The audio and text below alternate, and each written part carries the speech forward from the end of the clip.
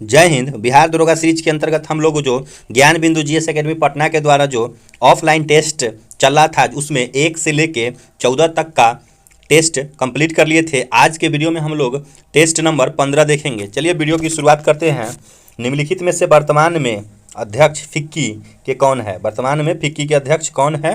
तो हमारा right answer हो जाएगा सूर्यकांत पांडा। नेक्स्ट क्वेश्चन है कि 74वां गणतंत्र दिवस 2023 में किस देश के मुख्य अतिथि भारत आए थे? 74वां गणतंत्र दिवस 2023 में किस देश के मुख्य अतिथि भारत आए थे? तो मिस्र के। हाल ही के दिनों में किस राज्य का चंबा चंपल को जीआई टैग मिला? तो ये जो चंबा चंपल है जीआई टैग मिला, तो राइट आंसर हो जाएगा हिमाचल प्रदेश। नेक्स्ट क्वेश्चन है कि जलवायु परिवर्तन प्रदर्शन सूचकांक 2023 में प्रथम स्थान डेनमार्क को प्राप्त हुआ। इसमें भारत का कौन सा स्थान मिला? तो भारत का जो स्थान मिला वह है 8वां। सोने की एक समान कीमत शुरू करने वाला पहला राज्य बना है। सोने की एक समान कीमत शुरू करने वाला पहला राज्य कौन बना है? तो केरल बना है। नेक्स्ट क्वेश्चन है कि हाल ही के दिनों में किस संस्थान द्वारा कृत्रिम हृदय तैयार किया गया है? कृत्रिम हृदय तैयार आईआईटी कानपुर के द्वारा किया गया है। हाल ही के दिनों में किस देश ने मिसाइल की रक्षा प्रणाली आयरन बीम का परीक्षण किया? आयरन बीम का जो परीक्षण किया वह हो जाएगा इजराइल। नेक्स्ट है कि हाल ही के दिनों में किस राज्य के वन जीव बोर्ड ने नए tiger reserve Durgavati tiger reserve को मंजूरी दी? ये जो दुर्गावती टाइगर रिजर्व है वह मध्य प्रदेश में। सुश्री सीमा पुनिया को अर्जुन पुरस्कार 2022 प्रदान किया गया। इनका संबंध किस खेल से है? सुश्री सीमा पुनिया का अर्जुन पुरस्कार 2022 प्रदान किया गया। इनका जो संबंध है वह है एथलेटिक्स से। हाल ही के दिनों में ICC men's test cricket of the year award 2022 किसे प्रदान किया गया? तो ICC men's test year of award 2022 किसे प्रदान किया गया? तो राइट आंसर हो जाएगा बेन स्टोक को। हाल ही के दिनों में वर्ल्ड हेरिटेज अवार्ड 2023 किस राज्य की जग मिशन को दिया गया? किस राज्य के? तो जो राज्य हो जाएगा वह हो जाएगा उड़ीसा। हाल ही के दिनों में रणजी ट्रॉफी 2023 का विजेता रहा। तो रणजी ट्रॉफी 2022 का सौराष्ट्र। राष्ट्रीय डॉल्फिन दिवस किस तिथि को मनाया जाता है? तो राष्ट्रीय डॉल्फिन दिवस 5 अक्टूबर को मनाया जाता है। ह्यूमन एनाटॉमी नामक पुस्तक के लेखक कौन है? तो ह्यूमन एनाटॉमी नामक जो पुस्तक है उसके लेखक AK द्विवेदी है। भारत में पहला G20 शेरपा बैठक किस राज्य में आयोजित किया गया?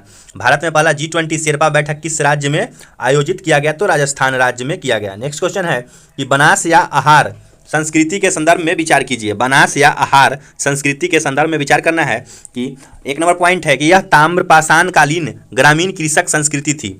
2 नंबर पॉइंट है कि यहाँ के लोग मिट्टी के बने घरों में रहते थे। उपयुक्त में से कौन सा विकल्प सत्य होगा? तो 1 नंबर सत्य होगा, 2 नंबर गलत है, केवल 1। चलिए नेक्स्ट है कि निम्नलिखित में से किस मगध नरेश का उपनाम श्रेणिक था? मगध नरेश का जो उपनाम था वो श्रेणिक था। तो किसका था? तो बिंबिसार का। निम्नलिखित कथनों पर फिर विचार करना है कि भारतीयों ने यूनानियों को छत्र प्रणाली और मुद्रा निर्माण कला को ग्रहण किया। दूसरा नंबर पॉइंट है कि भारत में गंधार शैली का विकास ईरानियों के प्रभाव से परिणाम था। तो ईरानियों के प्रभाव का परिणाम था। तो 1 नंबर सही हो जाएगा और 2 नंबर गलत हो जाएगा। चलिए नेक्स्ट है कि तिगवा का विष्णु मंदिर जबलपुर मध्य प्रदेश तथा भीतरगांव का मंदिर कानपुर उत्तर प्रदेश किस कला के महत्वपूर्ण अवशेष है? तो किस कला का महत्वपूर्ण अवशेष है? गुप्त कला का। चलिए नेक्स्ट है कि निम्नलिखित में से किस गुर्जर प्रतिहार शासक के दरबार में बगदाद निवासी अल मसूदी भारत आया था? बगदाद निवासी अल मसूदी भारत किस गुर्जर प्रतिहार शासक के दरबार में आया था? तो महिपाल प्रथम के। चलिए नेक्स्ट देखते हैं। 21 नंबर क्वेश्चन है कि अरबी परंपरा के आधार पर भारत में नई मुद्रा व्यवस्था लागू करने का श्रेय निम्न में से किसको है? तो नई मुद्रा व्यवस्था लागू करने का श्रेय भारत में हो जाएगा इल्तुतमिश को। सही मिलान करना है, देखते हैं सही मिलान। वेदांग मठ हो जाएगा, तो वेदांग मठ श्रृंगेरी में है। गोवर्धन मठ, तो गोवर्धन मठ हो जाएगा जगन्नाथपुरी में। शारदा मठ हो जाएगा द्वारिका में। और ज्योतिष मठ, तो ज्योतिष मठ हो जाएगा बद्रिकाश्रम में। हमारा हो जाएगा सी ऑप्शन। चलिए नेक्स्ट देखते हैं कि निम्नलिखित में से किसे दक्षिण का टोडरमल कहा जाता है? तो दक्षिण का जो टोडरमल है वह मुर्शिद को लिखा है। 1765 से 1772 के काल को प्रसिद्ध भारतीय इतिहासकार ने डाकू राज्य कहा है। किस भारतीय इतिहासकार ने इसको डाकू राज्य कहा था? तो KM पनिकर ने। लॉर्ड डलहौजी द्वारा विलय किए गए राज्यों का सही कालानुक्रम व्यवस्थित करना है, मतलब सही उसके कालानुक्रम में व्यवस्थित करना है। देखते हैं इसका।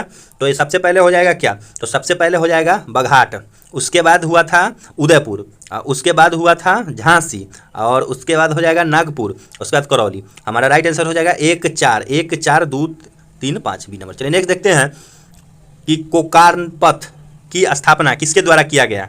तो कोकान पथ की जो स्थापना है वो सैयद अहमद खां के द्वारा किया गया। सॉरी, कोकान पथ की जो स्थापना है वह रानी गैडिनलियू के द्वारा किया गया। 27 नंबर क्वेश्चन है कि कादियानी आंदोलन की शुरुआत किया गया था। कादियानी जो आंदोलन है उसकी शुरुआत किया गया था मिर्जा गुलाम अहमद के द्वारा। बाल गंगाधर तिलक द्वारा शिवाजी महोत्सव की शुरुआत कब की गई? तो जो शिवाजी महोत्सव है उसकी शुरुआत 1895 में। इस क्षेत्र में राहुल सांस्कृतायन 1920 के असहयोग आंदोलन में सक्रिय थे। किस क्षेत्र में राहुल सांस्कृतायन 1920 के असहयोग आंदोलन में सक्रिय थे? तो छपरा में। चलिए नेक्स्ट है कि प्रथम रोहिला युद्ध किस गवर्नर जनरल के समय में हुआ? तो प्रथम रोहिला युद्ध वारेन हेस्टिंग्स के समय में हुआ। किश्तवाड़ राष्ट्रीय उद्यान अवस्थित है? किश्तवाड़ राष्ट्रीय उद्यान मेघालय में है। पैंडग घास स्थल किस देश का है? तो पैंडग घास स्थल श्रीलंका का है। चलिए नेक्स्ट देखते हैं,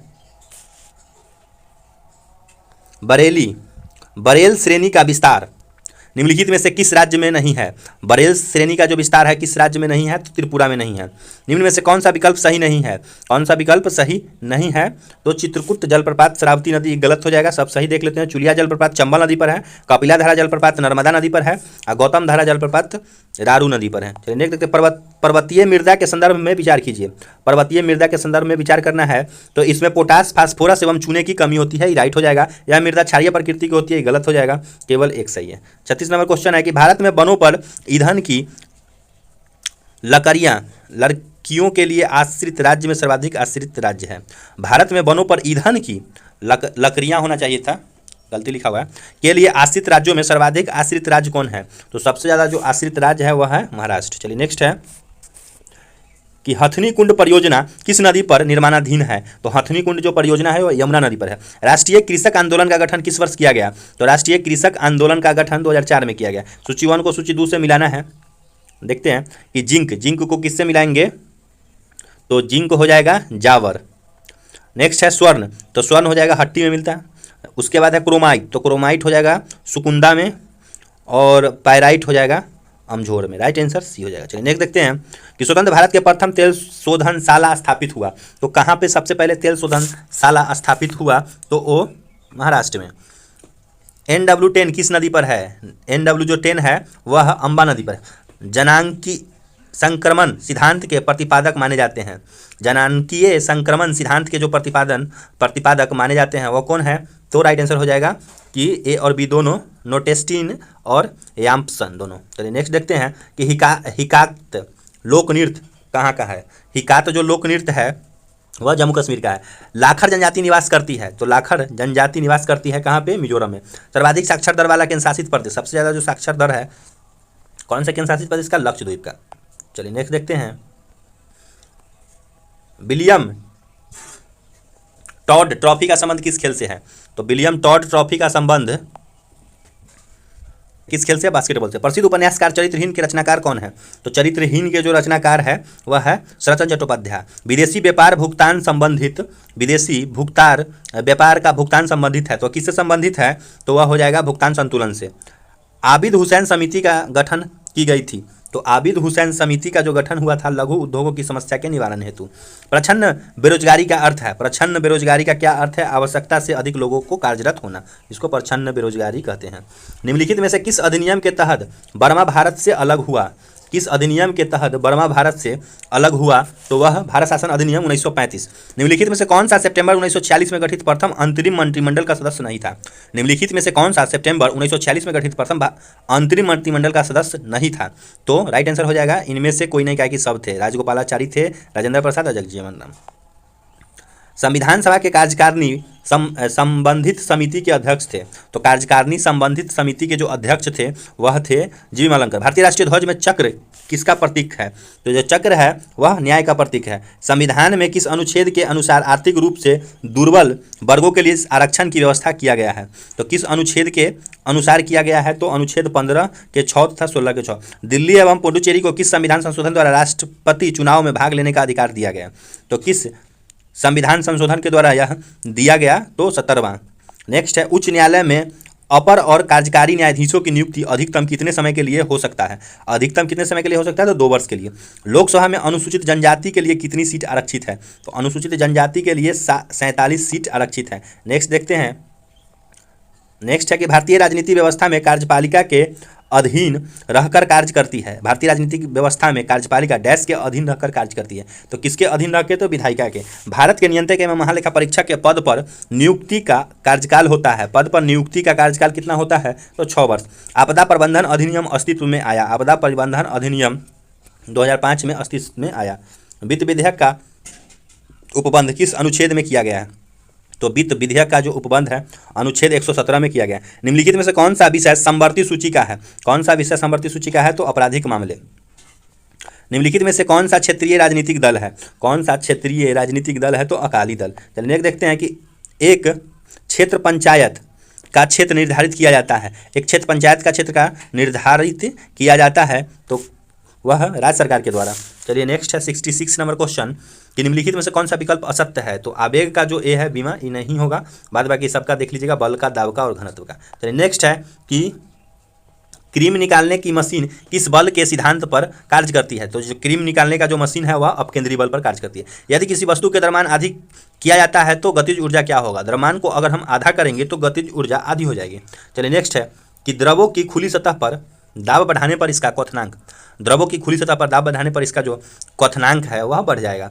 सरल आवर्त गति करने वाले कण जब अपनी गति के अंत बिंदुओं से गुजरता है तो उसका त्वरण, सरल आवर्त गति करने वाला कण जब अपनी गति के अंत बिंदुओं से गुजरता है तो इसका जो त्वरण है वह क्या हो जाएगा? अधिकतम होता है। टेलीविजन में किस विद्युत चुम्बकीय तरंग का उपयोग होता है? तो टेलीविजन में लघु रेडियो तरंग का होता है। ध्वनि किस गुण के कारण धीमी या मंद सुनाई देती है? ध्वनि किस गुण के कारण धीमी या मंद सुनाई देती है? तो तीव्रता के कारण। सर्वप्रथम प्रकाश की वेग रोमर नामक वैज्ञानिक ने किया ग्रह की उपग्रह की सहायता से ज्ञात किया था। सर्वप्रथम प्रकाश का वेग रोमर नामक वैज्ञानिक ने किस ग्रह की उपग्रह की सहायता से ज्ञात किया था? तो वो हो जाएगा बृहस्पति का। चलिए नेक्स्ट देखते हैं, डायोड बल्ब किस क्रिया पर आधारित है? तो जो डायोड बल्ब है वह उष्मायानिक उत्सर्जन पर आधारित है। इलेक्ट्रॉन वोल्ट मात्रक है, तो इलेक्ट्रॉन वोल्ट विद्युत ऊर्जा का मात्रक है। किसी परमाणु के लिए पल्म पुंडिंग मॉडल किसके द्वारा दिया गया था? तो ये जो पल्म पुंडिंग मॉडल है वो जे थॉमसन के द्वारा दिया गया था। निम्नलिखित में से किन कणों में कणीय तरंग की द्विप्रकृति पाई जाती है? तो कणीय तरंग की जो द्विप्रकृति है इलेक्ट्रॉन में। रेडियो एक्टिव सामग्री से उत्सर्जित बीटा किरणें क्या है? तो इसका जो बीटा किरण है केंद्रक के चारों ओर घूमने वाले इलेक्ट्रॉन है। आयनिक यौगिक के संदर्भ में निम्नलिखित कथनों पर विचार करना है। तो आयनिक यौगिक के संदर्भ में, आयनिक यौगिक एल्कोहल में घुलनशील होता है। आयनिक यौगिक की ठोस अवस्था में विद्युत के सुचालक हैं, ये गलत हो जाएगा। चलिए नेक्स्ट है कि उभयधर्मी एम्फोटेरिक पदार्थ किस रूप में क्रिया करता है? तो ये जो एम्फोटेरिक पदार्थ है वह अम्ल और क्षार दोनों के रूप में क्रिया करता है। निम्न में से किसने गोबर गैस प्रणाली का आविष्कार किया? तो जो गोबर गैस प्रणाली है वह सीवी देसाई ने आविष्कार किया। निम्न में से कौन सा एक रासायनिक परिवर्तन का उदाहरण है? तो कौन सा रासायनिक परिवर्तन? के कागज का जलना, क्योंकि फिर कागज हम नहीं बना सकते हैं, इसलिए रासायनिक परिवर्तन है। सभी एलिफैटिक यौगिक का जन्मदाता माना जाता है। एलिफैटिक यौगिक का जो सब है उसका जन्मदाता होता है मीथेन। निम्नलिखित में से कौन सा प्राकृतिक बहुलक नहीं है? कौन सा प्राकृतिक बहुलक नहीं है? तो नाइलॉन नहीं है। यूरिया का रासायनिक सूत्र क्या है? तो यूरिया का जो रासायनिक सूत्र है वो है NH2 के होल ट्वाइस। यूरिया का रासायनिक सूत्र। 86 नंबर क्वेश्चन है कि सबसे पहले किस वैज्ञानिक ने बताया कि कोशिकीय शोषण माइटोकॉन्ड्रिया में होता है? कोशिकीय शोषण किंग सबरी ने। निम्नलिखित में से किस ऊतक की कोशिका विभाजित होकर कर्क का निर्माण करता है? किस ऊतक का? तो पार्श्व विभाजित की ऊतक का। चलिए नेक्स्ट देखते हैं, निम्नलिखित में से किस सूक्ष्मजीव का प्रचलन सीलिया के द्वारा होता है? किस सूक्ष्मजीव का जो प्रचलन सीलिया के? पैरामीशियम के। माइक्रोराइजल जड़ें पाई जाती है, तो माइक्रोराइजल जो जड़ें हैं वह पाई जाती है जिम्नोस्पर्म में। निम्नलिखित में से किस संघ के जीव का उत्सर्जन मैलपिगियम नालिका द्वारा होता है? तो ये जो मैलपिगियम नालिका ऑर्थोपोडा का। आहार नाल का अंतिम भाग है, आहार नाल का जो अंतिम भाग है वह क्या है? तो वह हो जाएगा बरियांत। निम्नलिखित में से कौन सा रक्त नालिका केवल हृदय के मांसपेशी को ही रक्त पहुंचाता है? तो कौन सा नालिका है जो केवल हृदय के? तो कोरोनरी वाहिनी। वृक्क के प्रत्येक नेफ्रॉन में स्थित प्याले कप के समान संरचना को क्या कहते हैं? तो इस संरचना को बोमेन कैप्सूल कहते हैं। प्रेरणा, घृणा, प्रेम, भय, हर्ष तथा अनुभव जैसे क्रियाओं का नियंत्रक है, तो ये सब क्रियाओं का सेरिब्रम के द्वारा होता है। मटर में मार्स रोग किस तत्व की कमी से होता है? तो मटर का जो मार्स रोग है वो मैग्नीज तत्व की कमी से होता है। मैथ का क्वेश्चन है कि किसी स्टोर में लाभ क्रय मूल्य के 120% के बराबर है। यदि क्रय मूल्य में 20% की वृद्धि होती है किंतु विक्रय मूल्य समान बना रहता है तो इस स्थिति में प्राप्त लाभ विक्रय मूल्य के लगभग कितने प्रतिशत के बराबर होगा? तो विक्रय मूल्य के लगभग 45.45% के बराबर होगा। 767 1003 और 2773 का महत्तम समावर्तक HCF x है, तो x का मान इनमें से किन संख्याओं के बीच होगा? तो किन संख्याओं का बीच होगा? 55 से 60 के बीच होगा। दो धनात्मक संख्या x और y का अंतर x के 25% के बराबर है और x y से बड़ा होना चाहिए। यदि y का मान 15 है तो x का मान ज्ञात कीजिए। तो हमारा राइट आंसर हो जाएगा x का मान 20। दिए गए विकल्पों में उस श्रेणी का क्वेश्चन है सीरीज का, इसका राइट आंसर हो जाएगा 691। और लास्ट क्वेश्चन है आज का कि मालती विवेक की पत्नी के ससुर की बेटी है, अर्पिता नीतू का पोता है जो कि दयाल की पत्नी है। विवेक दयाल का इकलौता बेटा है, सुस्मिता मालती की बहन है। विवेक की पत्नी का अर्पिता से क्या संबंध है? ब्लड रिलेशन का क्वेश्चन है, थोड़ा टफ है, बना लीजिएगा। राइट आंसर हमारा हो जाएगा माँ का। चलिए यहाँ पे हमारा 100 क्वेश्चन कंप्लीट हुआ। वीडियो अच्छा लगा होगा तो लाइक करके जाइएगा और सब्सक्राइब जिन लोग ने नहीं किया है तो लोग कर लीजिएगा, क्योंकि अब तो रेगुलर ही वीडियो इसमें लगातार मिल ही रहा है। लगभग 100+ वीडियो इसमें डाला जा चुका है। तो चैनल को सब्सक्राइब कर लीजिएगा और दोस्तों में शेयर भी कीजिएगा। वीडियो देखने के लिए बहुत बहुत धन्यवाद।